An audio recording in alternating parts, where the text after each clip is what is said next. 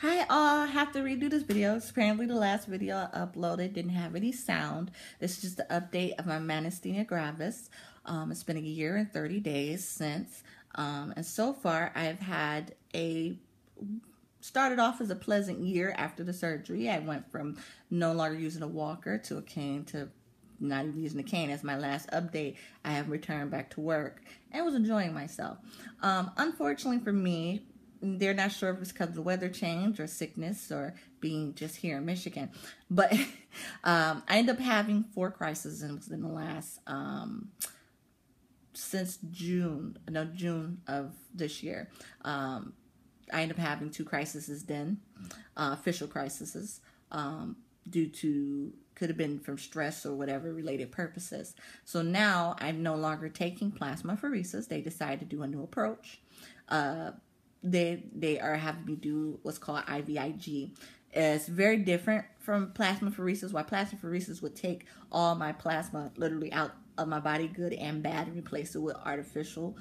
So it's like a renewal process of my system. They are pumping me with antibodies with the IVIG. So far, I've had 2.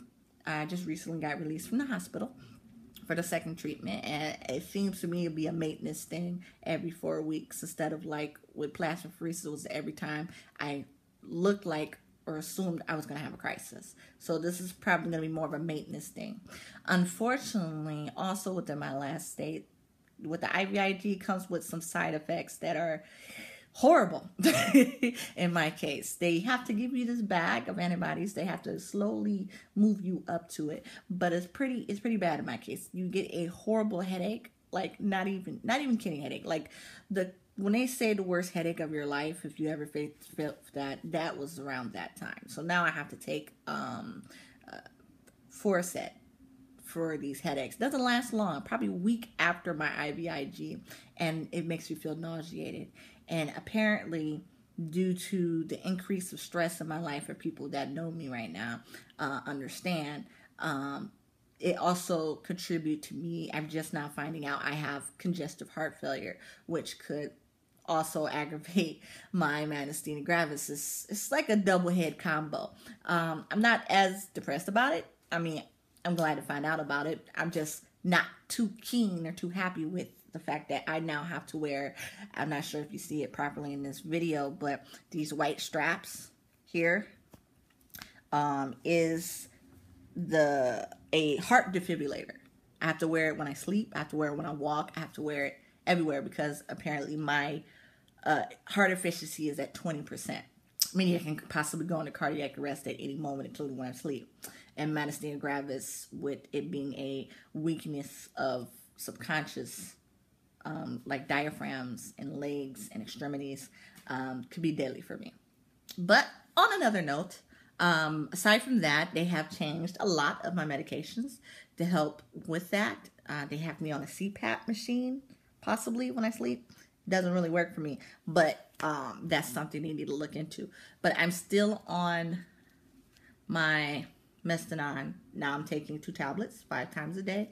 They increased my prednisone to 60 milligrams every other day because, unlike most people, I can't tolerate the side effects of prednisones, which for me is tingling in the mouth. Like I got pop rocks, tingling in the legs. It's pretty bad.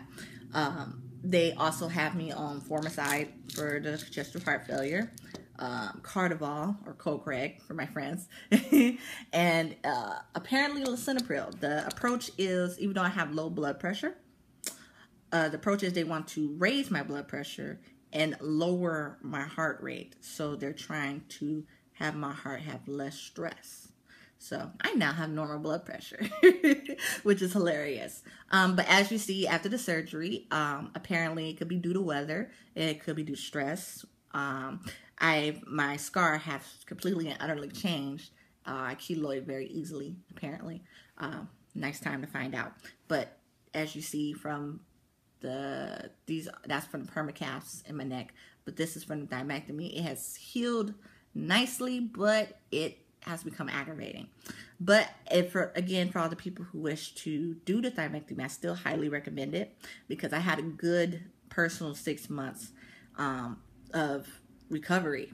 No walker, no cane, minimal plasmapheresis, if not at all, until my recent stint in July. Went back to work and everything. So I highly still recommend it as something that you possibly need to look into. We decided to go not against the Imuran approach because of my personal history. As you saw in the videos, I had leukemia, and with the Imuran, even though it is a possible, for me, it'll probably help me, but it wouldn't necessarily help me because with my leukemia, if having cancer is just in remission, still a possibility that it could come back. And Imuran, the medication, has a strong possibility of either you developing cancer or you possibly getting out of remission. So in my case, that's not plausible. So for now, we're doing the IVIG. The increase in the medications. I'm now on a wearable heart defibrillator, which I find it a little hilarious because it reminds me of the 8th grade pouches. This is the battery pack, fanny packs. So I'm pretty much wearing it in my back, and I have to make sure when it goes off to, press the buttons here so that it doesn't shock me or kick me in my fucking back. Excuse my language. But no, so far, journey's been interesting. I'm not gonna say it's been like super hard for me, but with the recent updates and the doctors being very, very, very helpful. Unfortunately, I also had to switch my neurologist because his team, he's a great neurologist, but his team itself, they couldn't get to a consensus on what is the proper treatment for me. But he was a great neurologist, and I was able to find a neurologist that used to fellowship under him. So I am deciding to go with this new approach. Hopefully, in my situation, it will get better. As the end of the year is happening around Christmas time, I'm still thankful. I'm still here. Life happens.